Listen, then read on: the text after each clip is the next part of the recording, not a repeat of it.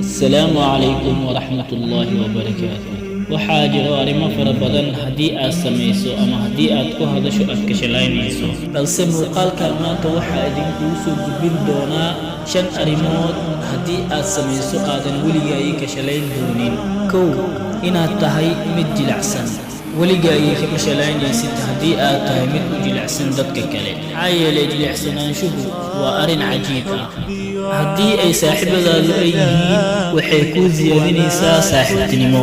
haddii ay yihiin cadowyadaada waxay kaa xayraysaa cadowgaaga, waxayna kaa khafiifinaysaa cadowtinimada naga dhexaysay. 2. inaad hadaf ku noolaato. weligaayi kama shalayn doontid haddii aad tahay mid ku nool hadaf go'an. hadafku waa shay aad muhiim ugu ah nolosha. qof waliba waxaa laga maarmaan u ah inuu noloshiisa hadaf u leeyahay oo u socdo inuu gaaro si ay noloshiisa u noqoto mid ujeedo iyo macno leh. laakiin qofka aan hadafka lahayn waxaad arkaysaa asiga oo aanan meel gaarin oo na wareersan.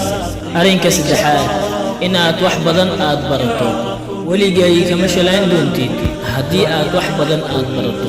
si kastoo aad u barato cilmi faa'iido leh, muhiimaddu waa inuu ahaadaa cilmi faa'iido leh, maxaa yeelay aqoontu waa iftiin. inaad wax badan barato kadibna weligaayi ma ka shalaynaysid. arrinka 4. in badan inaad wax akhriso. weligaayi kama shalayn doontid waqti aad ku baabi'isay wax aqrin. aqrintu waa cuntada caqliga, sida raashinka iyo biyaha ugu yihiin cuntada jirka. wax aqrintu waa arrin muhiim ah.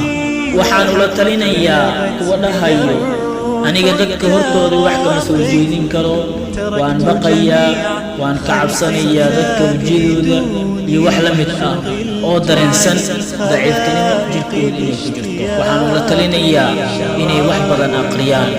aqri waxaad jeceshahay, laakiin ha ahaado cilmi waxtar leh oo faa'iido leh.